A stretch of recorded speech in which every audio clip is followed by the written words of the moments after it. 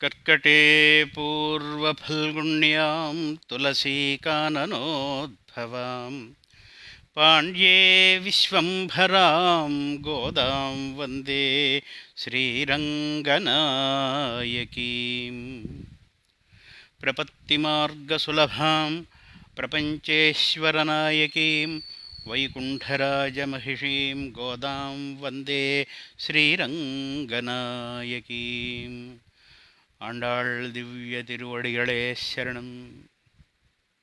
ஸ்ரீமதே ராமானுஜாய நம. ஓம் ஸ்ரீரங்கநாதாய நம.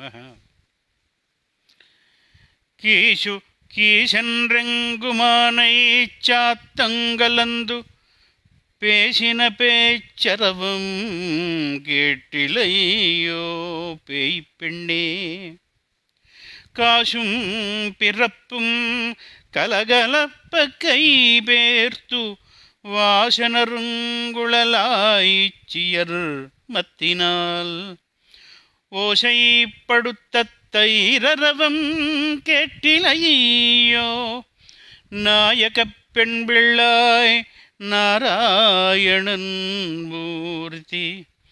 கேசவனை பாடவும் நீ கேட்டே கிடத்தியோ தேசமுடையாய் திரவேலோர் ఎంబావాయ్.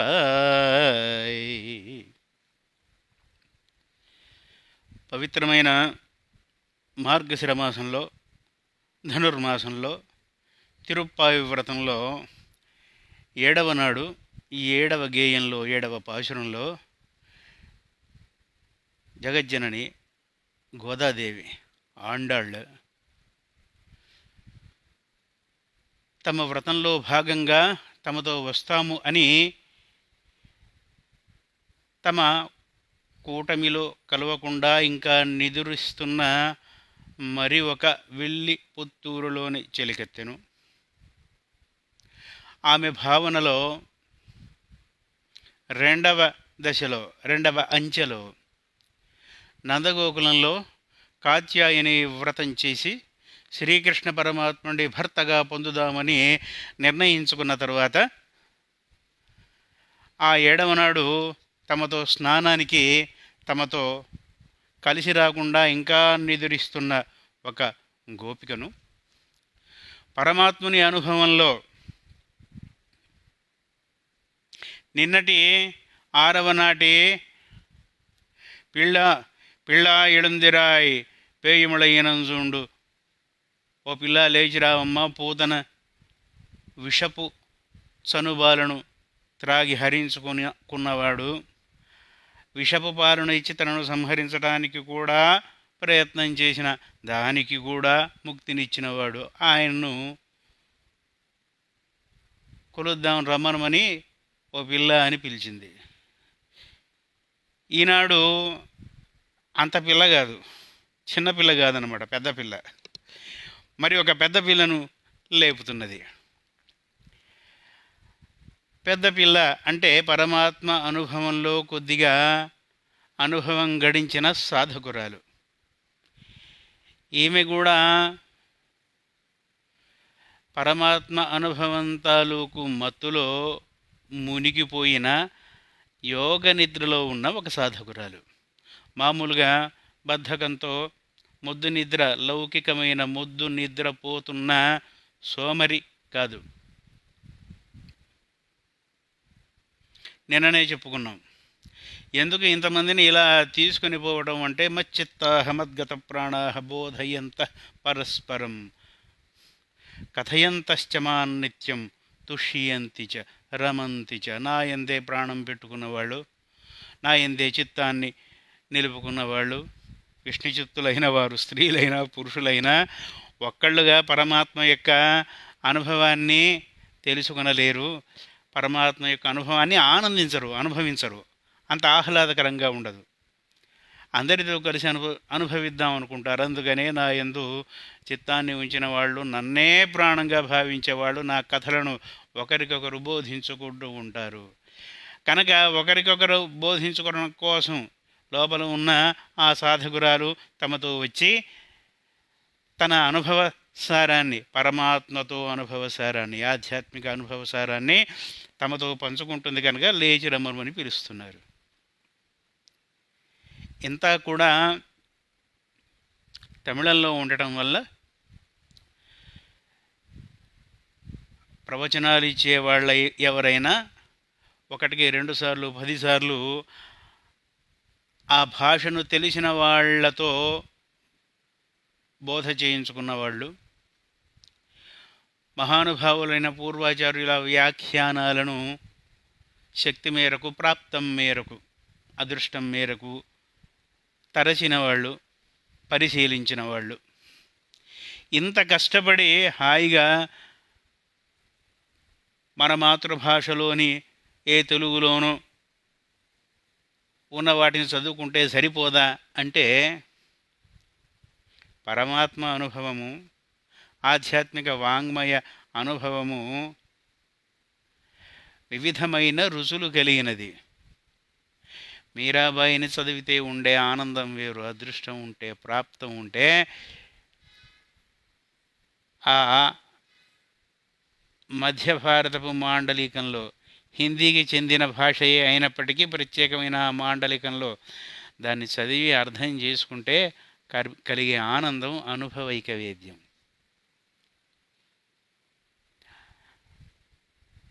తమిళ వాంగ్మయంలో గోదాదేవి అమ్మ ప్రసాదించిన సారస్వతాన్ని తొండరడెప్పొడియాళ్వారు, విప్రనారాయణుల వారు ప్రసాదించిన తమిళ వాంగ్మయంలోను, హిందీలో మహాపండితులు ఎందరో వారి సాహిత్యాన్ని రుచి చూసినప్పుడు,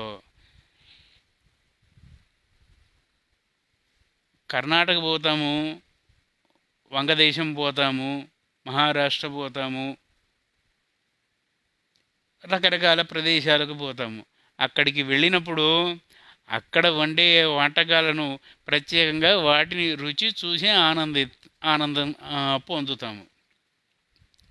నాలుకకు అదొక అనుభవం, కొత్త రుచి, ఎప్పుడూ దొరకని రుచి కనుక బాగా నచ్చితే దాన్ని ఇంటికి తెప్పించుకొని పార్సిల్ తెప్పించుకొని మరీ తింటాం.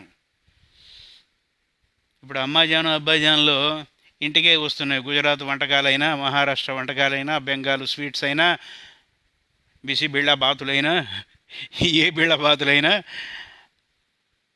ఎక్కడెక్కడివైనా గుజరాత్ నెయ్యి, బ్రహ్మాండమైన శుద్ధమైన నెయ్యి వస్తున్నది ఇంటి దగ్గర కూర్చుంటే. మన దగ్గర ఇంటి దగ్గర కూర్చొని ఇవాళ గోపికలు తరచినట్టుగా పెరుగును చిలికి వెన్న చేసి నెయ్యి చేసుకోలేమా అంటే అర్థం లేని మూర్ఖమైన ప్రశ్న. Variety is the spice of life అన్నాడు ఒక ఆంగ్లేయుడు. వైవిధ్యము జీవితంలో రుచిని ప్రసాదిస్తుంది. ఆ వైవిధ్యము లౌకికమైన వాటికే వెంపర్లాడే, తుచ్చమైన వాటికి, తాత్కాలికమైన వాటికి, క్షణికమైన వాటికి వెంపర్లాడే మానవులు, మహానుభావులు ఆధ్యాత్మికమైన వైవిధ్యానికి రుచి మరిగితే అదృష్టం.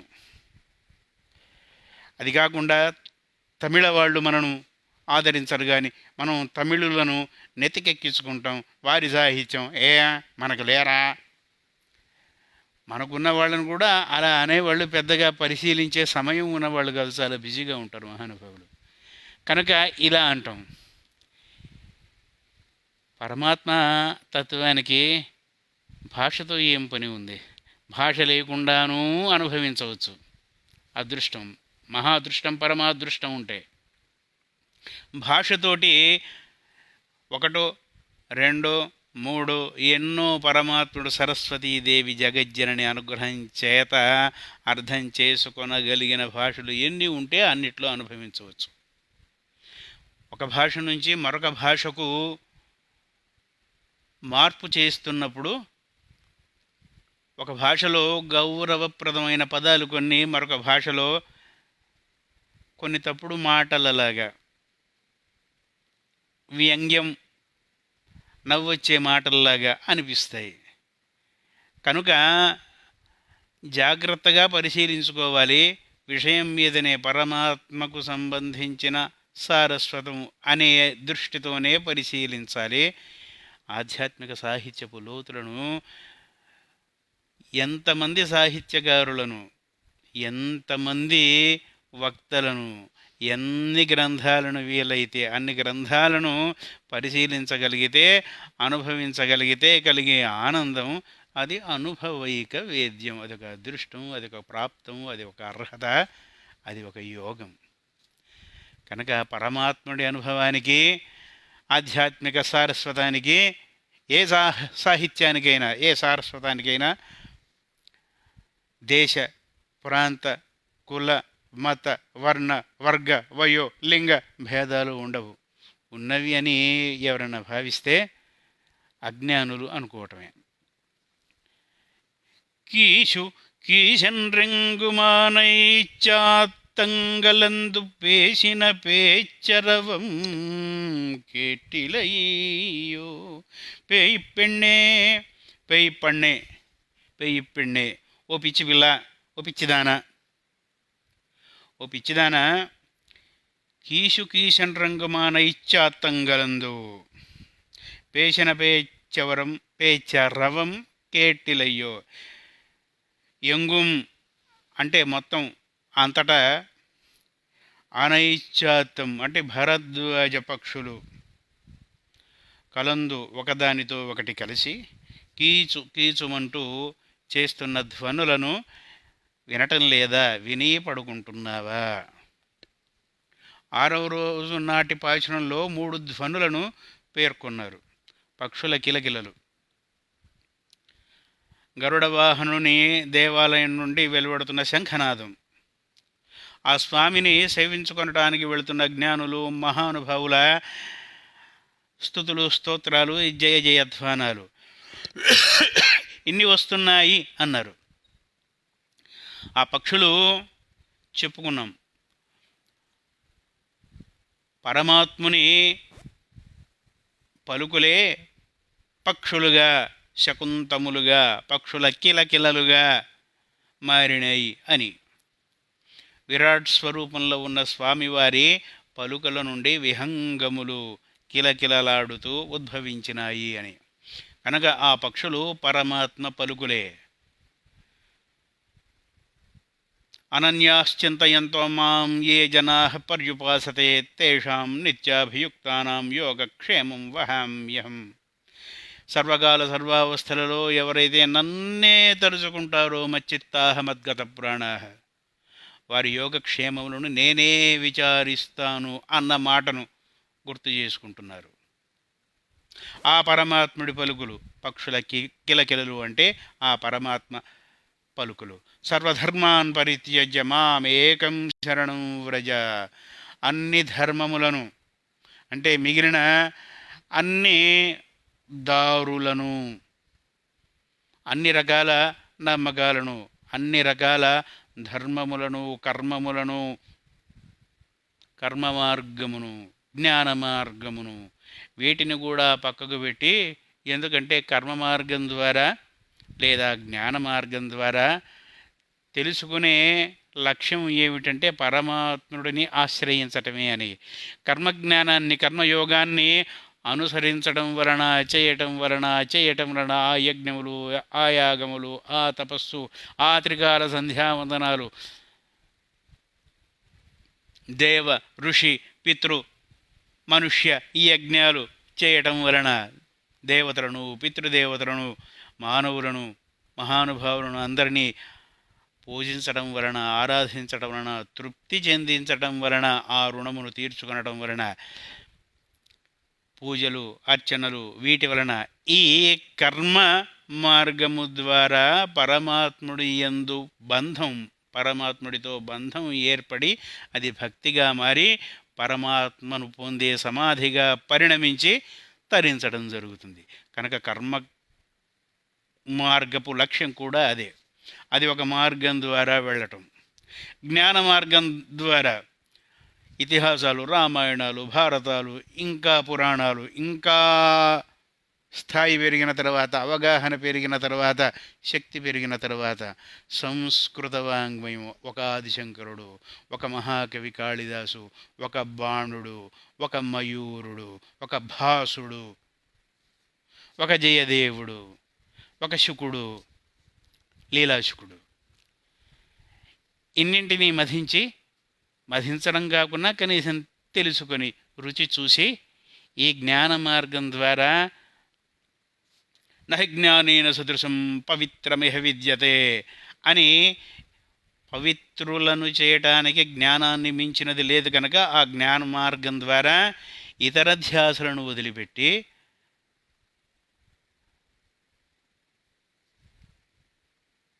స్వాధ్యాయం ద్వారా తెలుసుకొనటాన్ని చెప్పటం ద్వారా జ్ఞాన మార్గంలో వీటి లక్ష్యము ఆ జ్ఞానము యొక్క పరాకాష్ఠకు చెందిన స్థాయి పరమాత్ముడి అనుభవాన్ని కోరుకొనటమే, పరమాత్మను దర్శించగలగటమే. అన్నింట, అందరిలో, అన్ని చోట్ల, అన్ని కాలాలలో, అన్ని దేశాలలో, అన్ని ప్రాంతాలలో, అన్ని అవస్థలలో పరమాత్ముడి ఉనికిని అనుభవించగలగటమే. అలా జ్ఞాన మార్గం ద్వారా కూడా పరమాత్ముడి స్పృహ కలగటమే లక్ష్యం. అప్పుడు ఇక పరమాత్ముడిని అవి తెలుసుకొనడం కోసం ఇన్ని యాగాలు, యోగాలు, తపస్సులు, ఇంత శారీరకమైన శ్రమ పెట్టుకునేదానికన్నా అంత శారీరకమైన శ్రమ కోర్చి అంత తపస్సు చేసిన, అంత త్రికాల సంధ్యావందనాలు చేసిన, అన్నీ ధార్మికమైన కృత్యములు చేసిన ఒక జన్మలో సిద్ధించదా అనేది చెప్పడం కష్టము. జ్ఞాన మార్గంలో కూడా అంతే. కనుక వీటన్నింటినీ వదిలిపెట్టి నీవున్నావని నిన్ను నమ్ముకొని నీవే పాల ముంచినా నీట ముంచినా భారం నీదే అని నిన్ను నమ్మితే చాలు స్వామి అని తెలుసుకున్నవాడు విష్ణు చిత్తుడు అని కారణజన్ముడు మహానుభావుడు ప్రాతస్మరణీయుడు శ్రీకృష్ణదేవరాయ చక్రవర్తి ఆముక్త మాల్యతలో విష్ణు చిత్తుల వారిని వర్ణిస్తూ ఒక దివ్యమైన గద్యలో, వచనంలో చెప్తారు. అవే పలుకులను మహానుభావుడు కారణజన్ముడు నారాయణ భట్టతిరి శ్రీమన్నారాయణీయంలో చెప్తాడు. 1, 2, 3, 4 దశకాలలో. కనుక కర్మయోగం ద్వారా, జ్ఞానయోగం ద్వారా పరిపూర్ణులై పరమాత్ముడి వైపు రావటం ఒక పద్ధతి అయితే, ఆ శ్రమ లేకుండా, ఆ కష్టం లేకుండా, ఆ సమయాన్ని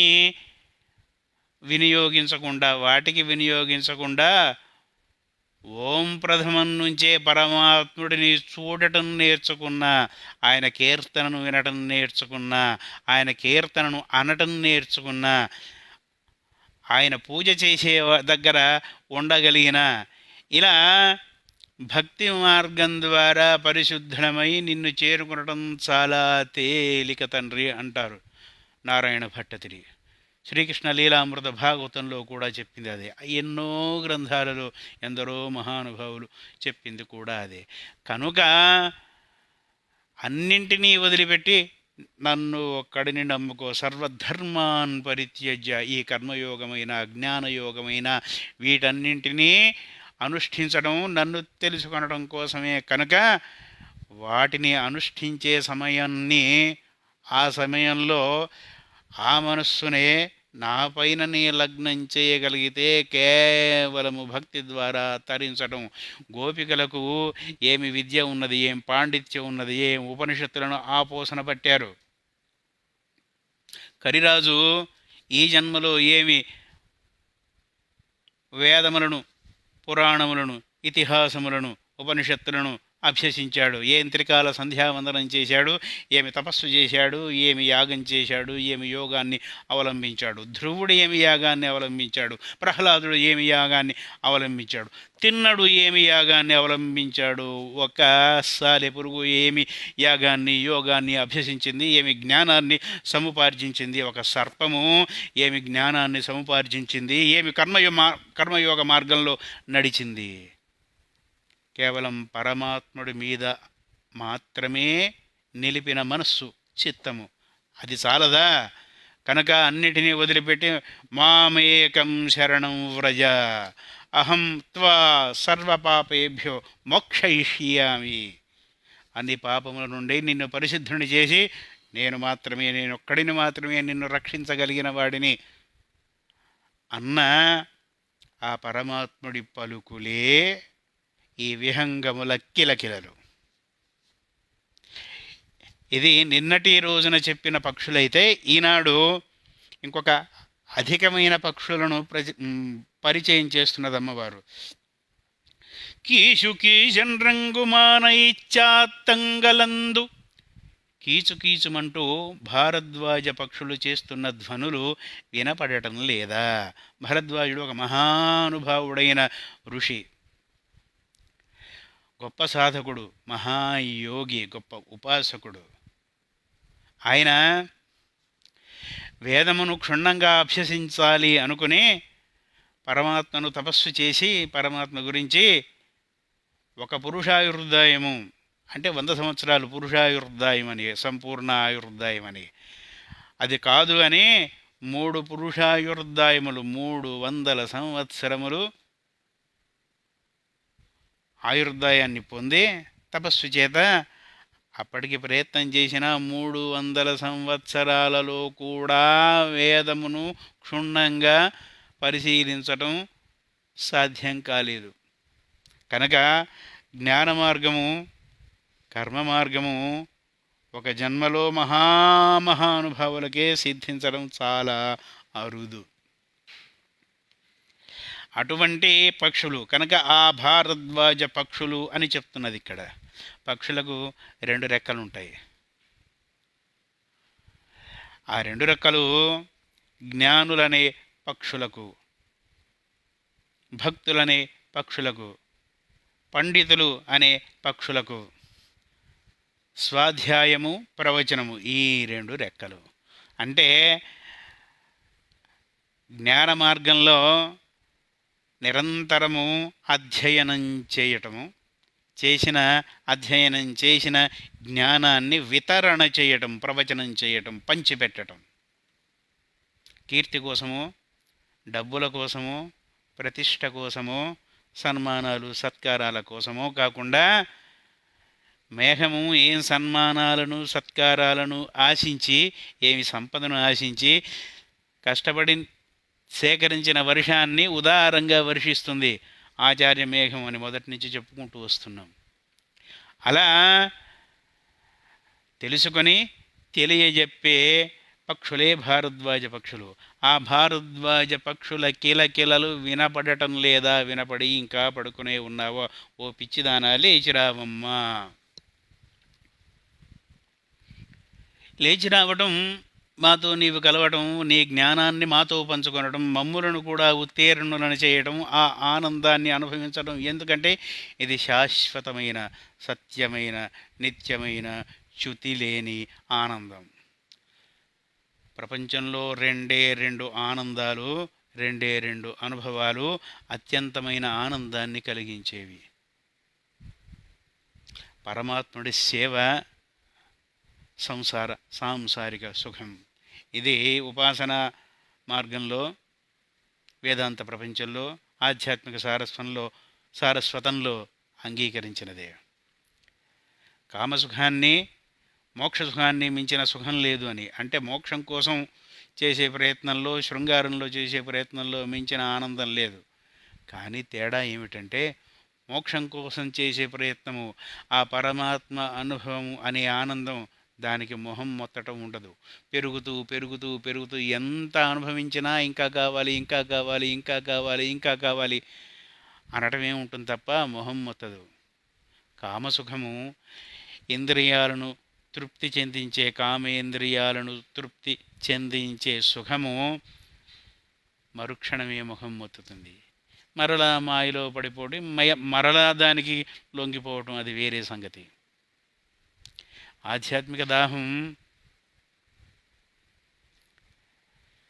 పెరుగుతూ పెరుగుతూ పెరుగుతూ పోతుంది, తీరుతూనే ఉంటుంది.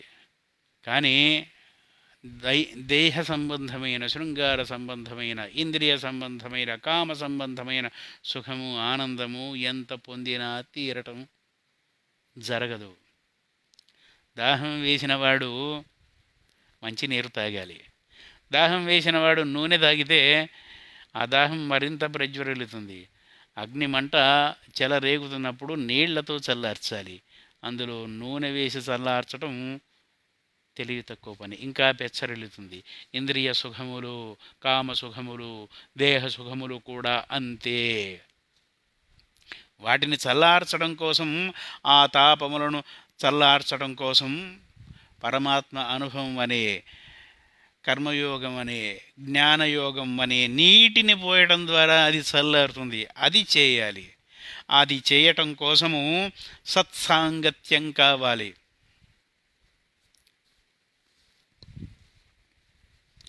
గేయం గీత నామ సహస్రం ధ్యేయం శ్రీపతిరూపమజస్రం నేయం సజ్జన సంగే చిత్తం దేయం దీనజనాయ చ విత్తం భజ గోవిందం భజ గోవిందం గోవిందం భజ మూఢమతే భజ గోవిందం భజ గోవిందం. అందుకని గేయం గీతా నామ సహస్రం వాటిని పఠించడం ద్వారా, నేయం సజ్జన సంగే చిత్తం, ఆ చెప్పబడిన వాటిని రుచి చూసిన వాళ్ళు, ఆ అనుభవం పొందిన వాళ్ళు, ఆ సాధకులు, ఆ ఆధ్యాత్మిక జ్ఞాన సంపన్నులు, జ్ఞానులు, వాళ్లతో సాంగత్యం ఉంటే వారి అనుభవం నుండి మనం నేర్చుకొని ఆ పరమాత్మ అనుభవంలో మనం కూడా ముందుకు సాగటానికి అవకాశం ఉంటుంది, తరించటానికి అవకాశం ఉంటుంది.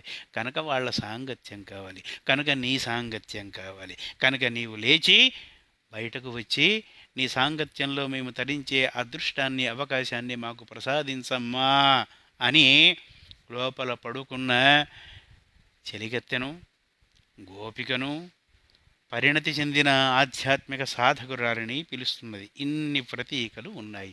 ఇవి భారద్వాజ పక్షులు. కాశుం పిరప్పుం కలగలపక్కై పేర్తు వాసనరుంగుళలాయిచ్చియర్ మత్తినాల్. మత్తినాల్ ఆయిచ్చియర్ అంటే గోపికలు. పెరుగును గోపికలు చేసే పని అది. కనుక మామూలుగా ఇళ్లలో, పల్లెటూళ్ళలో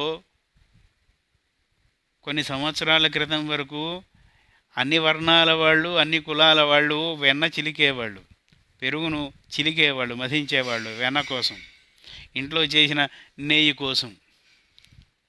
ఈ గోపికలు వాళ్ళ వృత్తే అది కనుక, వాళ్ళ ప్రవృత్తి కూడా అదే కనుక, అలా చిలుకుతున్నప్పుడు వారి మెడలలో ఉన్న, కంఠములలో ఉన్న హారముల, మంగళసూత్రముల, మిగిలిన ఆభరణముల గలగల ధ్వనులు వినపడుతున్నాయి. నందగోకులంలో ఉంది. విష్ణుచిత్తుల వారి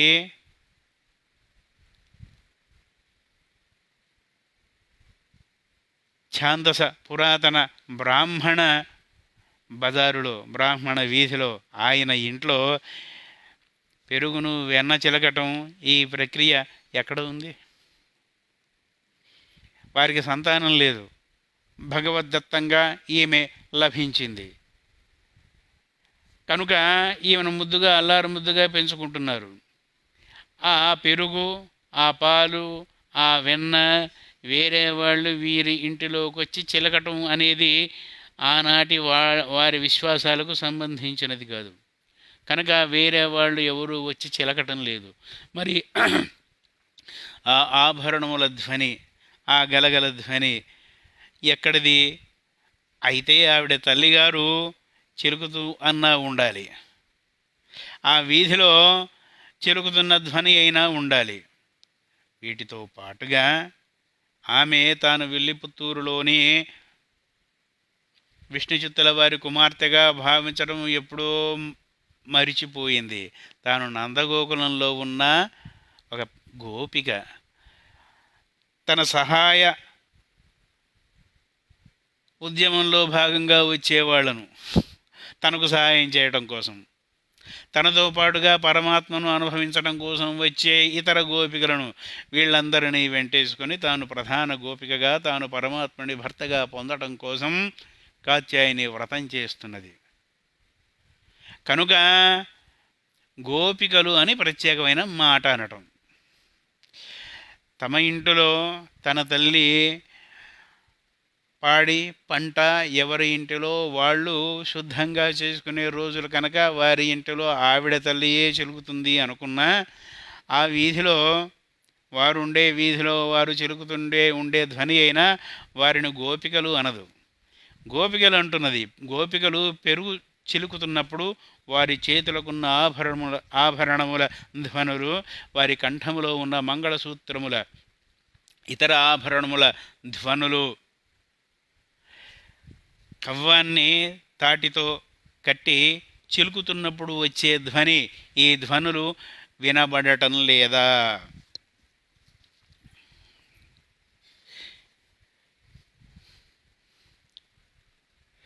వాశ నరంగళలాయిచ్చియర్ మత్తినాల్. వాశ వాష వాశ అంటే వీస్తున్న గాలి, గాలి వీస్తున్నప్పుడు, వీస్తున్న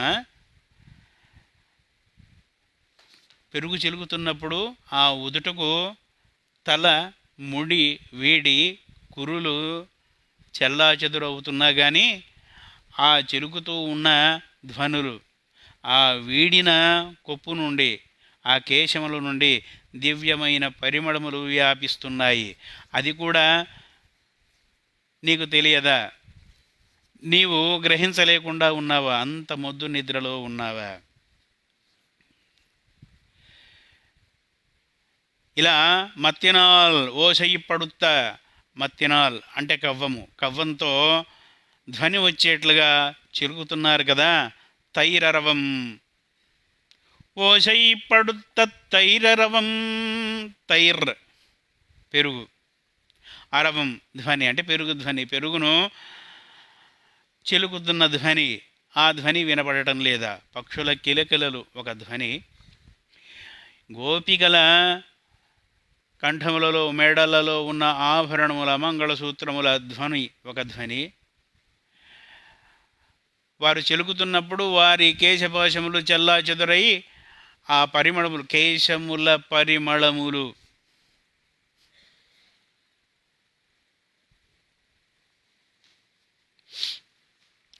కేశముల పరిమళములు అంతటా వ్యాపిస్తుంటే ఆ పరిమళముల జాడ కూడా తెలియటం లేదా? పోనీ కవ్వంతో పెరుగును చిలుకుతున్నప్పుడు ఆ కవ్వం చేస్తున్న ధ్వనులు, ఆ కుండకు రాసుకొని పెరుగు చేస్తున్న ధ్వనులు, ఈ ధ్వనులు వినపడటం లేదా?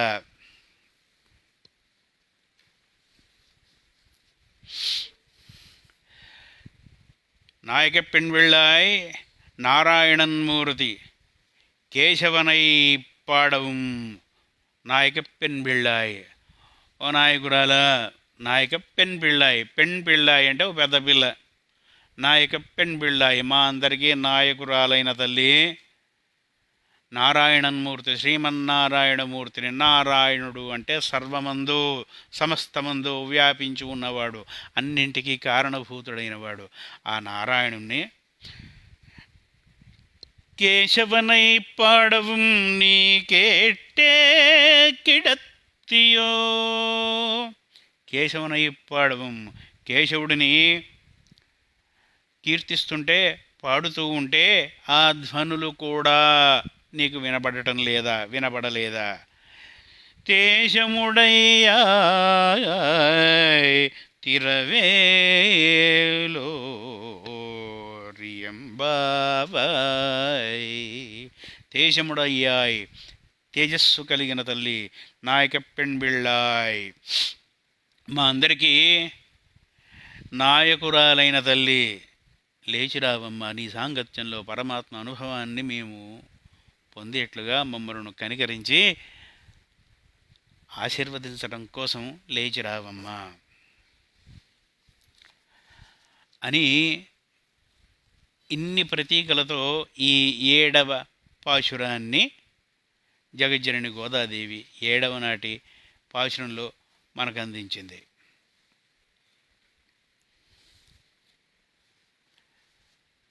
పెరుగును మధిస్తున్న ధ్వని వినపడలేదా? ఇది కూడా ఒక ప్రతీక. పెరుగును అంటే పెరుగును మధించి వెన్న కోసం చేయటం. ఇది పాల సముద్రాన్ని మధించి అమృతాన్ని తీయటం. మనమొక జలనిధి చిత్తపుటలలు మంధరమచలము దృఢమగు బుద్ధి విషనిలయము అహి అహము వికారము విషనిలయము అహి అహము వికారము మథనపు ఫలమమృతమునగు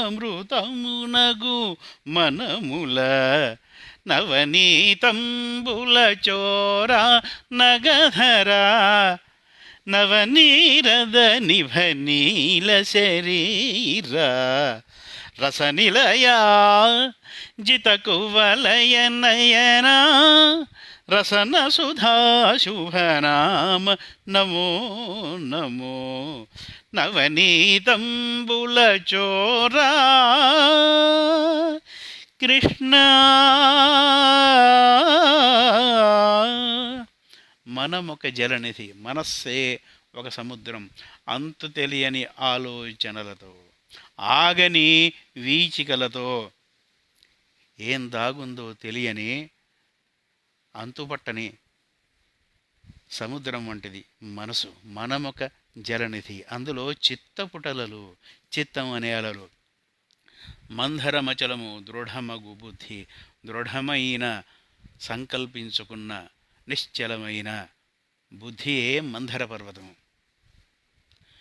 విషనిలయము అహి అహంకారము, అహంకార వికారము ఆ భయంకరమైన సర్పము.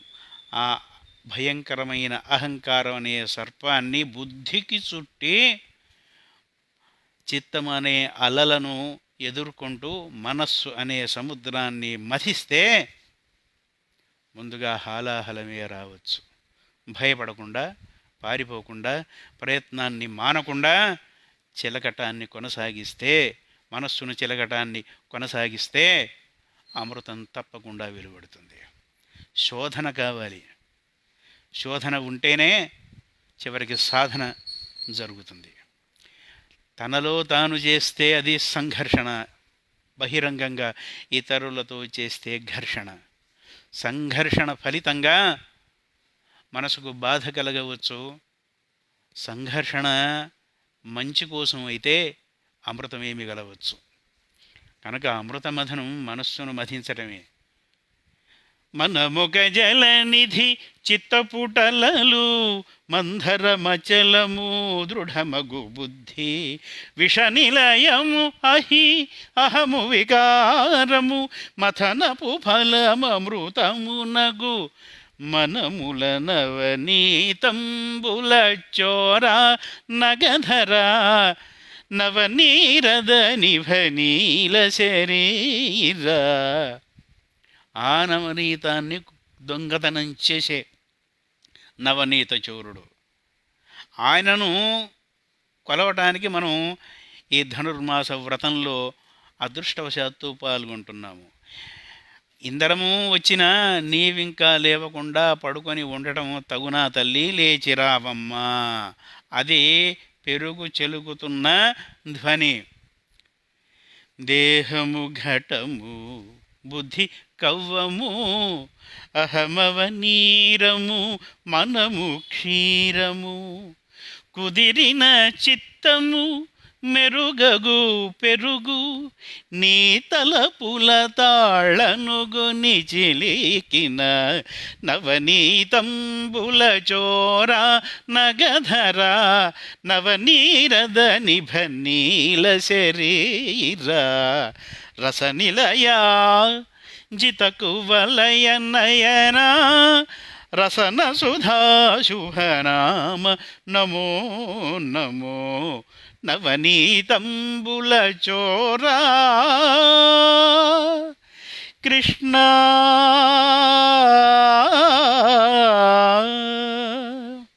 గోపికలు పెరుగు చెలుకుతున్న ధ్వని వినపడటం లేదా? ఆ కుండ మనమొక దేహము ఘటము, శరీరమే కుండ, బుద్ధి కవ్వము, బుద్ధి అనే కవ్వాన్ని ఉపయోగించి అహమవ నీరము, అహంకారం అనే నీరు లేకుండా పెరుగు ఉండదు. సాత్విక అహంకారము లేకుండా, అహంకారం లేకుండా దేహం ఉండదు. ఆ అహంకారాన్ని నీరు చేసి అహంకారం అనే నీటితో కలిసిన దేహము ఘటము, బుద్ధి కవ్వము, అహమవ నీరము, మనము క్షీరము. శుద్ధమైన మనస్సే క్షీరమైతే కుదిరిన చిత్తము మెరుగగు పెరుగు, తోడు పెడితే చల్లబరిచి పరమాత్మ జ్ఞానం చేత, సద్బుద్ధి చేత, సత్సాంగత్యం చేత చల్లబరిచి తోడు పెడితే కుదిరిన చిత్తము మెరుగగు పెరుగు. ఆ పెరుగును బుద్ధి అనే కవ్వానికి, శరీరం అనే కుండలో అహంకారాన్ని నీరు చేసి ఈ దృఢమైన చిత్తము అనే పెరుగును నీ తలపుల తాళనుగొని చిలికిన నవనీతంబుల చోరా నగధర నవనీరద నిభనీల శరీరా. ఆ కవ్వంతో, ఆ కుండలో ఆ పెరుగును నీ తలుపులనే తాళ్లతో చిలికితే వెలువడే నవనీతాన్ని హరించే దొంగ, ఆ నవనీతం వంటి మనసును హరించే దొంగ, ఆయనను కొలవటానికి వెళ్తున్నాము. అలా ఆ పెరుగులను చిలుకుతున్నారు అంటే మిగిలిన వారందరూ కూడా అలా పరమాత్మ కోసము మనసును నవనీతం చేసుకుంటున్నారు, నవనీతాన్ని దొంగిలించే దొంగ కోసం. నేనను నాదను అహముల దొంగ, దేహపు మోహములను గొను దొంగ, కాదేదీ నీదఖిలము నాదను అచ్చపు మనముల పచ్చపు దొంగ. అచ్చమైన మనసులనే, స్వచ్ఛమైన మనసులనే, నవనీతం లాంటి కరిగిపోయే మనస్సులనే, మెత్తనైన మనస్సులనే దొంగతనం చేసే నవనీత చోరుడు. నేనను నాదను అహముల దొంగ, దేహపు మోహములను గొను దొంగ, కాదేదీ నీదఖిలము నాదను అచ్చపు మనముల పచ్చపు దొంగ, నవనీతంబుల చోరా నగధర నవనీరద నిభనీల శరీరా. ఆ సముద్ర మథనానికి ప్రతీక అయిన ఈ పెరుగును చిలికి వెన్నను తీస్తున్నారు.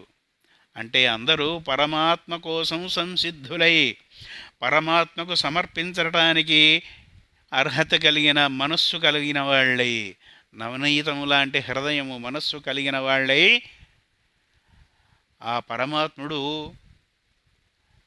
ఎప్పుడు వచ్చి దొంగిలిస్తే బాగుండు అని ఎదురు చూస్తున్నారు.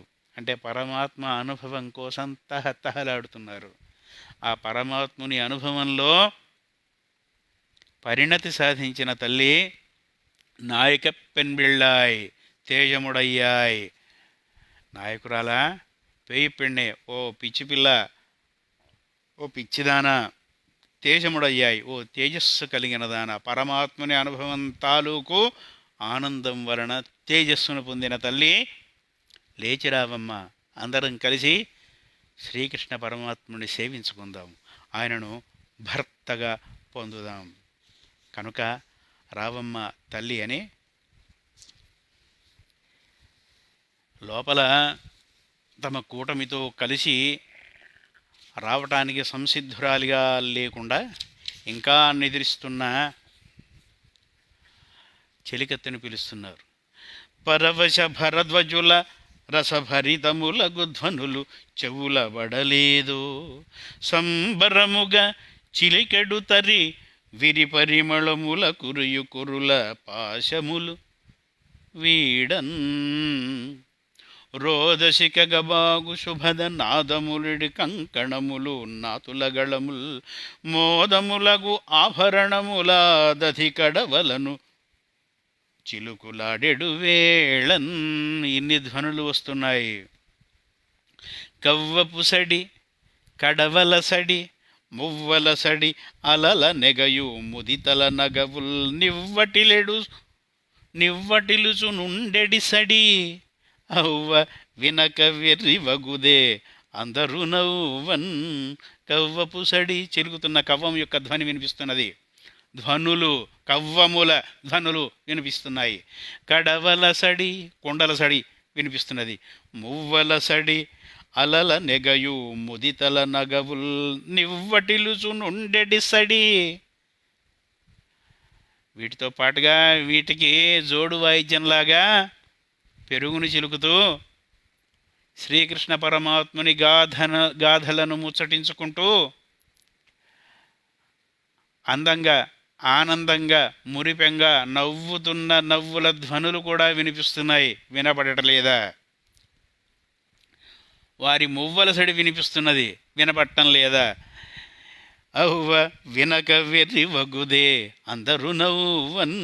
ఎన్ని ధ్వనులు వినిపిస్తున్నా ఇంకా వినపడకుండా నిద్రపోతున్నావా?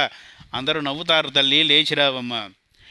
నాయకి వగు రమణి, నాయకి వగు రమణి, నారాయణుడిట కలిగెను బహిరంతరమందున్, పాయని కళయగుచు మనకమాయముగ కృష్ణుడగుచు మాయల కొనుచున్. సమస్త సృష్టికి కారణభూతుడైన వాడు నారాయణమూర్తి మన పురాకృత సుకృతం కొద్దీ బాలుడి రూపాన్ని తెచ్చిపెట్టుకొని మన కోసం ఎదురు చూస్తున్నాడు, మనము ఆయనను వరించటం కోసం. కనుక లేచిరావమ్మా. కేశిని చంపిన వానిన్, కేశి అనే రాక్షసుడిని సంహరించిన కారణంగా కేశవుడు అని బిరుదును పొందినవాడిని, నామాన్ని పొందినవాడిని, దివ్యమైన తేజస్సు కలిగిన, అందం కలిగిన, పరిమళములు కలిగిన, కేశములు కలిగిన కారణంగా కూడా కేశవుడు అని పిలువబడేవాని. అటువంటి కేశవుడిని క్లేశములనచు హృషికములకీశునధేశున్, కేశిని చంపిన వాడిని, క్లేశములను, కష్టములను అణచేవాడిని, హృషీకేశుడిని. హృషీకములంటే ఇంద్రియములు గనక ఇంద్రియములకు అధిపతి అయిన వారిని. నాశము చందని పుణ్యపు రాశిని గొలసుటకు తెరచి రమ్మిక గడియన్. అటువంటి నాశము లేని పుణ్యపు రాశికి, నాశము చెందని పుణ్యాన్ని ప్రసాదించే మహానుభావుడిని కొలవటం కోసం, ఆయన కరుణను పొందడం కోసం, ఆయనను పొందడం కోసం లేచిరావమ్మ అని 7వ రోజున ధనుర్మాసపు వ్రతంలో, తిరుప్పావై వ్రతంలో 7వ నాటి పాశురంలో, 7వ నాటి గేయంలో జగజ్జనని గోదాదేవి ఆండాళ్ళు విల్లిపుత్తూరులోని తన స్నేహితురాళ్లకు, నందగోకులంలోని ఇతర గోపికలకు, మనకు ఆమంత్రణ చేస్తున్నది, ఆహ్వానిస్తున్నది పరమాత్ముడి అనుభవంలో తరించడం కోసం. యదక్షరపదభ్రష్టం మాత్రాహీనం చ యద్భవేత్ తత్సర్వం క్షమ్యతాం దేవ నారాయణ నమోస్తుతే. కాయేన వాచా మనసేంద్రియైర్వా బుద్ధ్యాత్మనా వా ప్రకృతే స్వభావాత్ కరోమి యద్యత్ సకలం పరస్మై నారాయణాయేతి సమర్పయామి. జగజ్జనని ఆండాళ్ అనుగ్రహించిన తిరుప్పావైలో 8వ పాశురాన్ని తెలుసుకొనడం కోసం రేపు సాయంత్రం తిరిగి మరలా 7:30కు, రేపు రాత్రి 7:30కు తిరిగి కలుద్దాం. అంతవరకు స్వస్తి.